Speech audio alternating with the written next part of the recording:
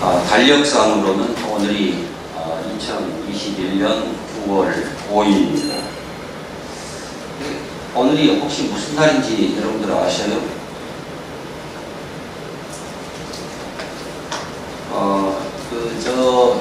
고성군에 속한 벌교읍이라는 데가 있지 않습니까? 꼬막으로 유명한 지역이지요.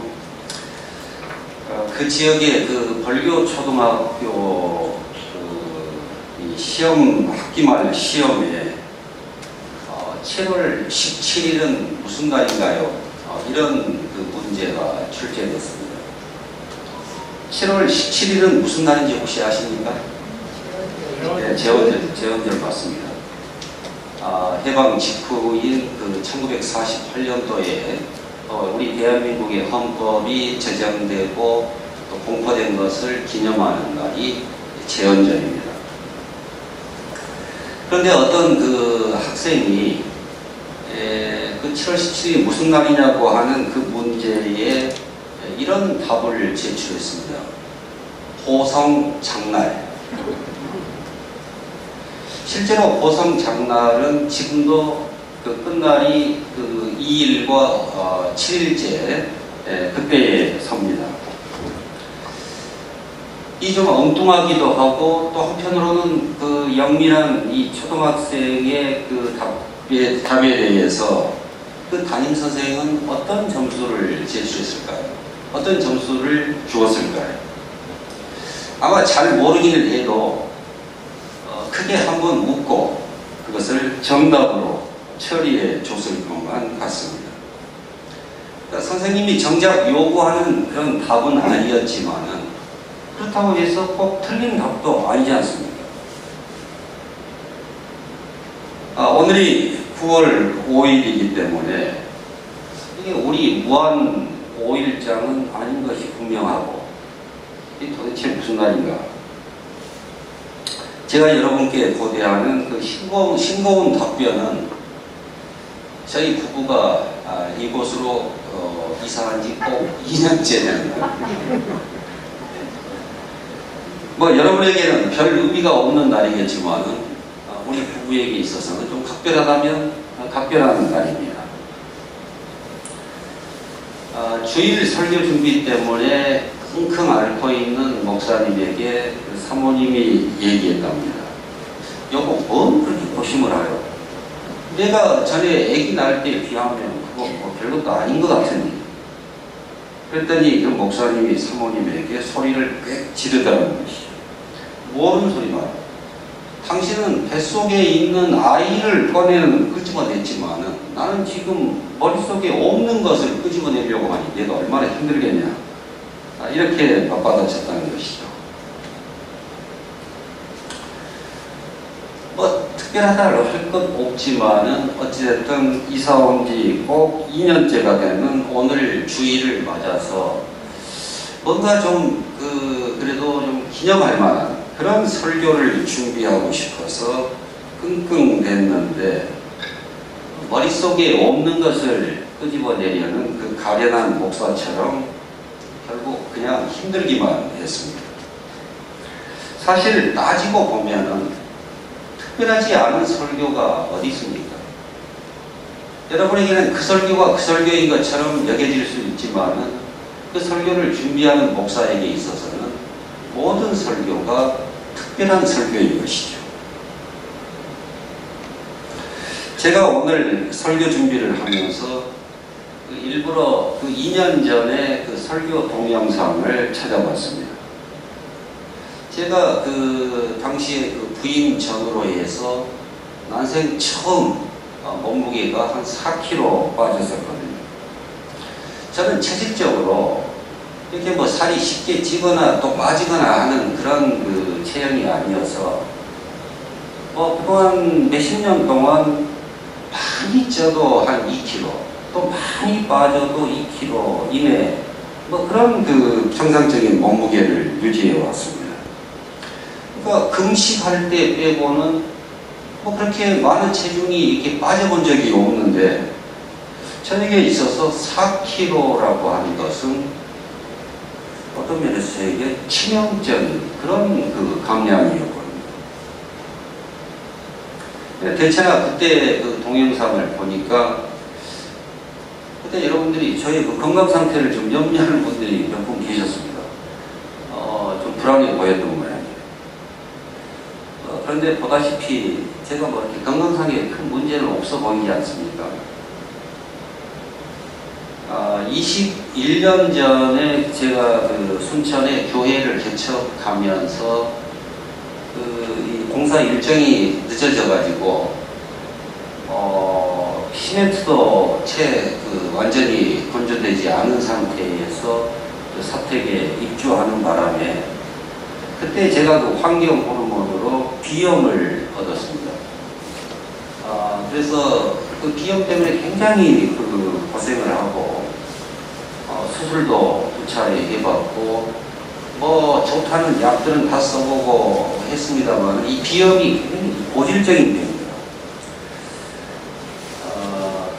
그래서 아직까지도 그 비염이 완치되지가 않아서 이 약을 먹으면 괜찮은데 이 약도 한 20년 이상 먹다 보니까 제 위 건강이 염려가 돼서 가능하면 안 먹고 버티려고 합니다.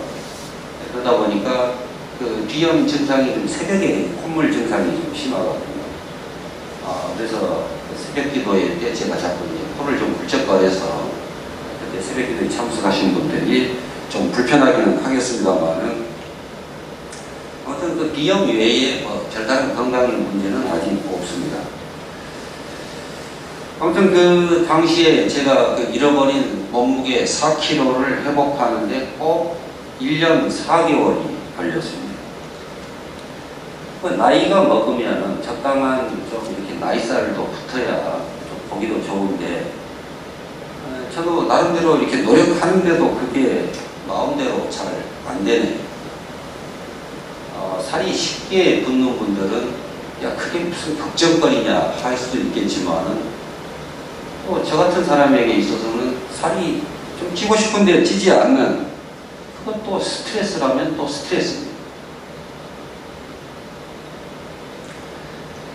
이 교회가 좀 그 어수선한 그런 와중에 부임해서 그래도 은혜 가운데 좀 그 정리가 됐고 안정을 되찾아가던 그런 시점에 이 코로나19가 발생해서 목회 동력이 많이 상실되어 버렸습니다. 수도권의 상황에 비하면은 그래도 우리는 이렇게 제한적이나마 함께 모여서 예배드릴 수 있으니 이 또한 감사한 일이기는 합니다. 세상에 나쁘기만 한 일은 없다 하는 말이 있는 만큼 이 코로나19로 인해서 겪는 지금의 이 고통이 변화와 또 성숙의 기회로도 분명히 작용할 줄 믿습니다. 2년 전에 제가 부임해서 그 시집가는 딸에게 친정 부모가 해주는 그런 말, 그런 교훈인 3년 장미, 또 3년 기머거리, 3년 벙어리 그 얘기를 인용해서 우리 교회 나름의 그 전통과 문화를 존중하여 갑작스러운 변화를 도모하는 일은 없을 거라고 제가 말씀을 드렸습니다. 그 얘기가 그냥 문자 그대로 9년 동안은 아무 일도 하지 않겠다 뭐 그런 뜻으로 받아들인 분은 없으시죠.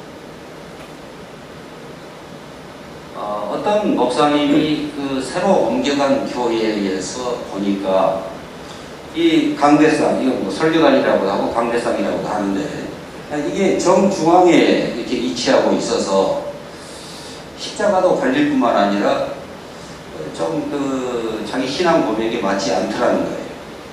그래서 당회를 소집해가지고 이 강대상을 이쪽 한쪽으로 중앙에서 이쪽 한쪽으로 좀 옮기겠습니다. 이렇게 말씀을 드렸더니 장로님들이 반대하더라는 거예요.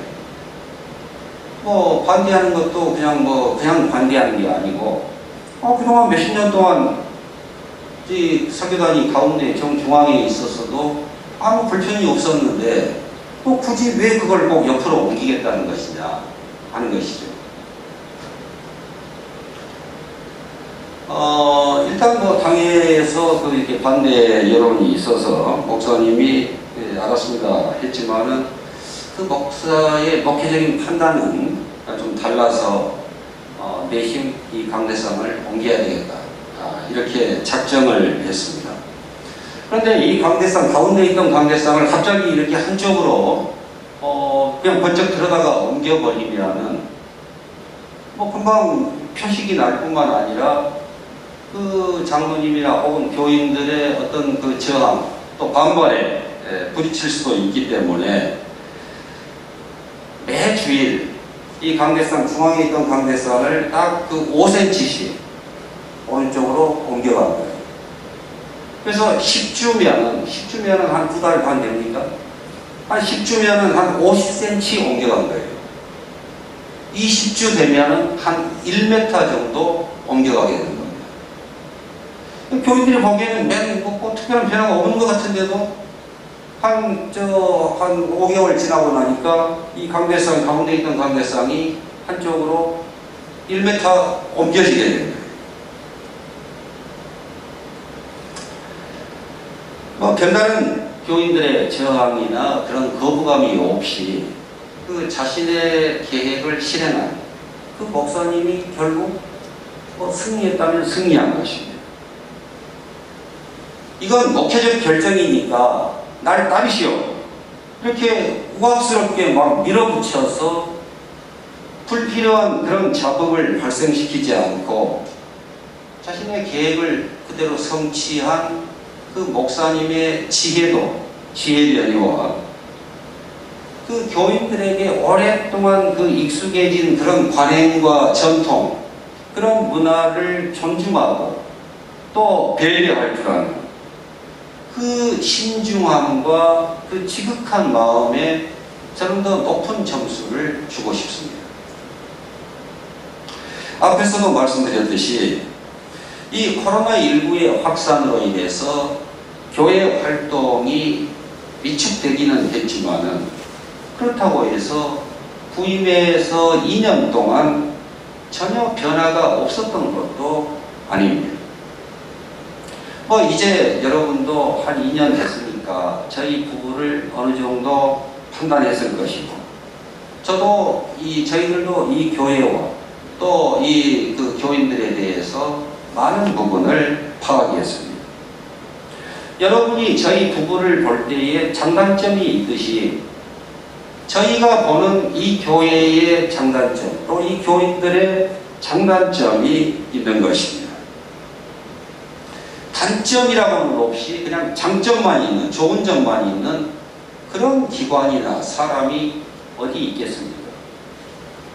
단점은 좀 부족한 부분은 서로 보완하고 또 가려주고 도와주면서 그 장점을 극대화해서 좋은 교회, 하나님께서 보시기에 아름답고 행복한 교회, 세상에 빛과 소금된 사명을 앞장서서 감당하는 그런 교회다운 교회를 이뤄가는 일에 함께 힘을 모을 수 있기를 기원합니다.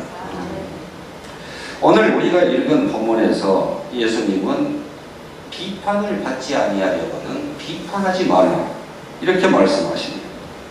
공동 번역의 성경은 이 같은 본문을 남을 판단하지 마라. 그러면 너희도 판단받지 않을 것이다.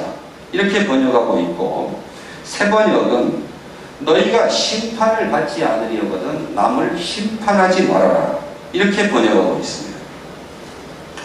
그러니까 성경의 그 번역본에 따라서 각기 비판, 판단, 심판 이렇게 달리 번역하고 있기 때문에 이 미묘한 뉘앙스의 차이가 있기는 합니다만은 내용적으로는 비판이나 판단이나 또 그 심판이나 그 동일한 사항을 말하고 있는 것으로 보입니다. 저는 이 세 가지의 번역을 필요에 따라서 오가면서 오늘 말씀을 증거하려고 합니다. 오늘 본문의 말씀은 문자적으로 보면은 일체의 모든 판단을 중지하라고 하는 그런 말씀으로 보입니다.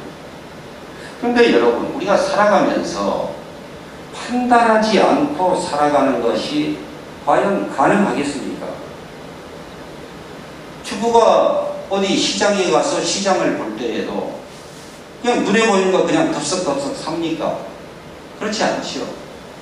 그 유통기한도 확인하고 또 이것이 우리 가족들의 건강에 이득이 되는지 해가 되는지 뭐 이런 것들을 다 꼼꼼히 살피고 또 판단해서 그것을 구매해야 돼요. 우리가 차를 살 때에도 뭐 광고지 맨 위쪽에 있는 그 차를 그냥 덥석 삽니까? 그렇지 않죠. 그 차가 가지고 있는 그 고유한 어떤 기능들, 또 뭐 연비라든지 연식이라든지 그 외관, 뭐 이런 것들을 다 심사숙고해서 결정하게 됩니다. 옷을 살 때도 또 밖에 나가서 외식을 할 때에도 뭐 상급 학교에 진학하고 뭐 직장을 정할 때도 우리는 그런 그 정보들을 취합하고 또 그것을 이성을 동원해서 면밀히 비교 검토하고 결정하는 그런 판단의 과정을 밟습니다. 이렇게 우리의 삶은 판단해야 할 것들로 가득 차 있습니다. 그런데 판단하지 말라, 비판하지 말라니요.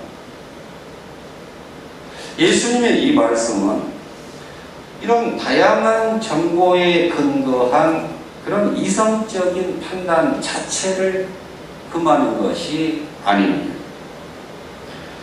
우리의 인간 삶의 그 실존을 누구보다 잘 알고 계시는 예수님께서 그 실존 자체를 부정하는 그런 명령을 하실 리가 없습니다.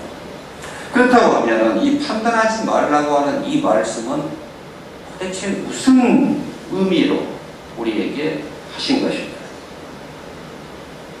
저는 이 말씀을 자신의 어떤 그 일시적인 그 이성적 그 판단과 선택을 절대시 하지 말라, 그런 뜻으로 저는 새깁니다.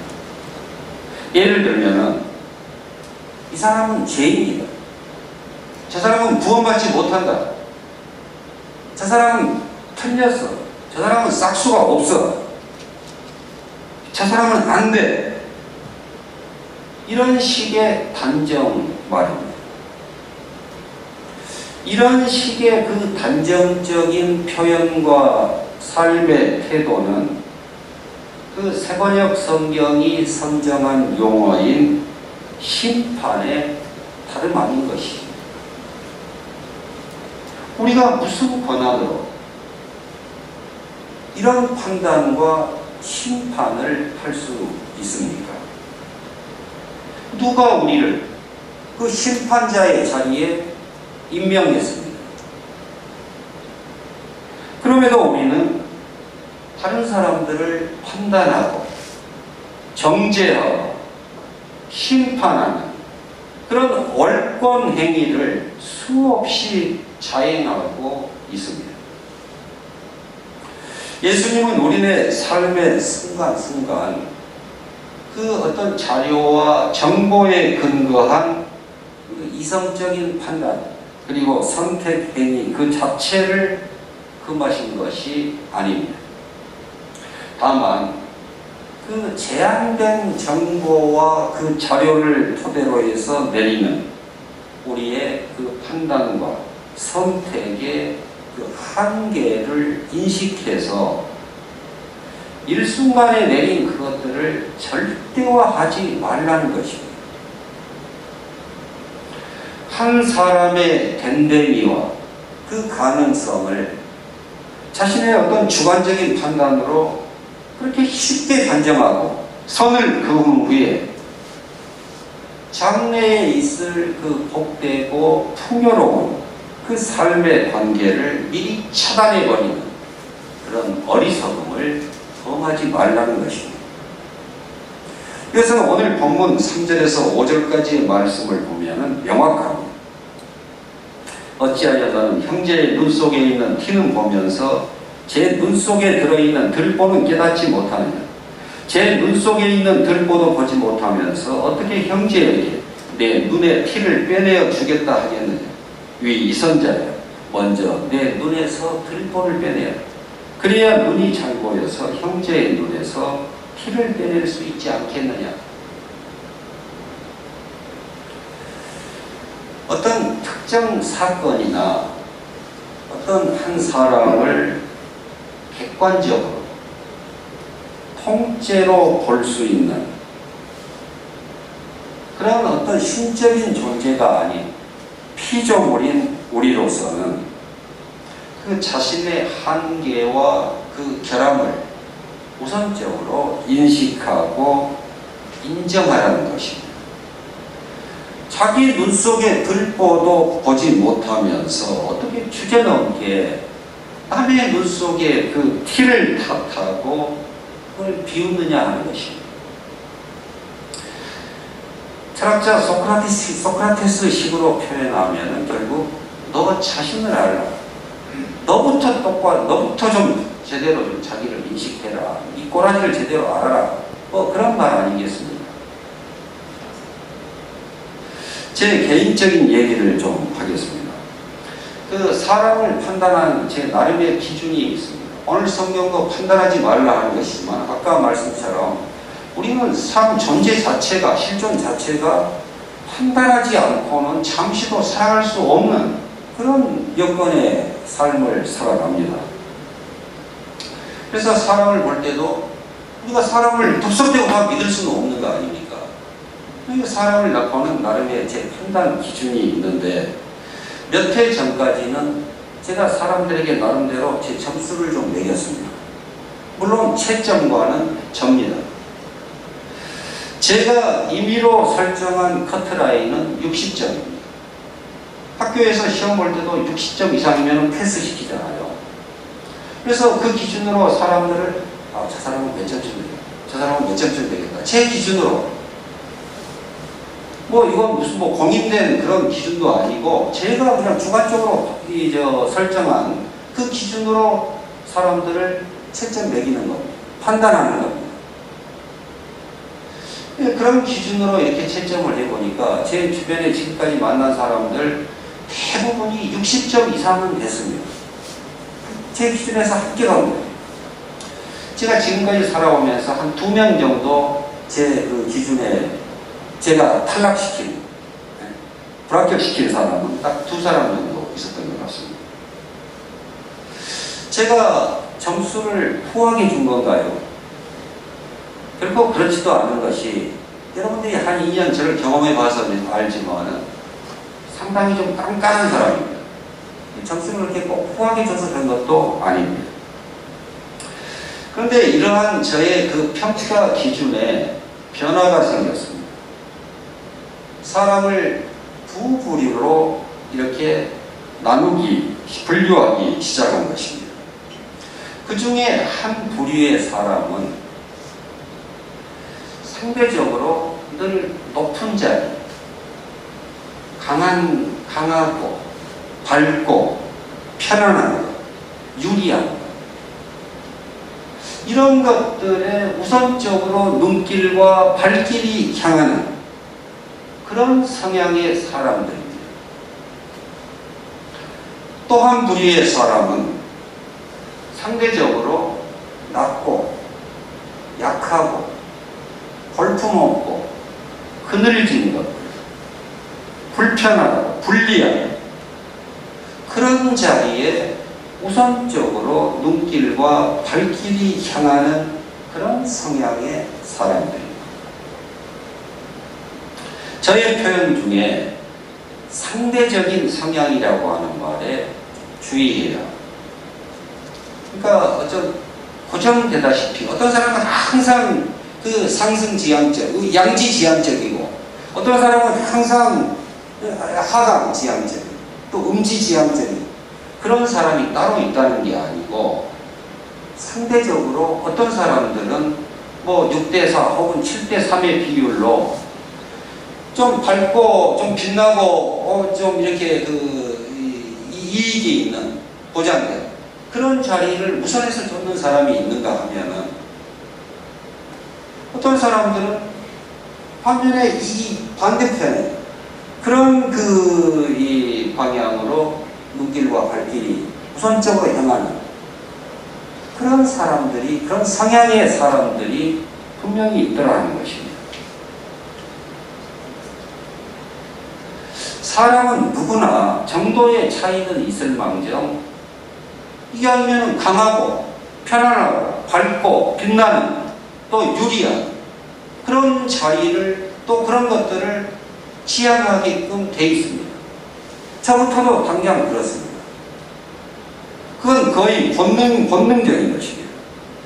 그런데 이러한 어떤 본성을 거슬러서 낮고 약하고 볼품없고 그늘지고 불리한 그런 것에 우선적으로 눈길과 발길이 향하는 그런 성향의 사람들도 분명 존재합니다. 앞서 말씀드렸듯이 어떤 그런 특별한 성향의 한쪽으로만 기울어진 완전히 경도된 그것이 그런 어떤 성향의 사람들이 두 부류로 딱 나눠진다는 그런 말씀이 아닙니다.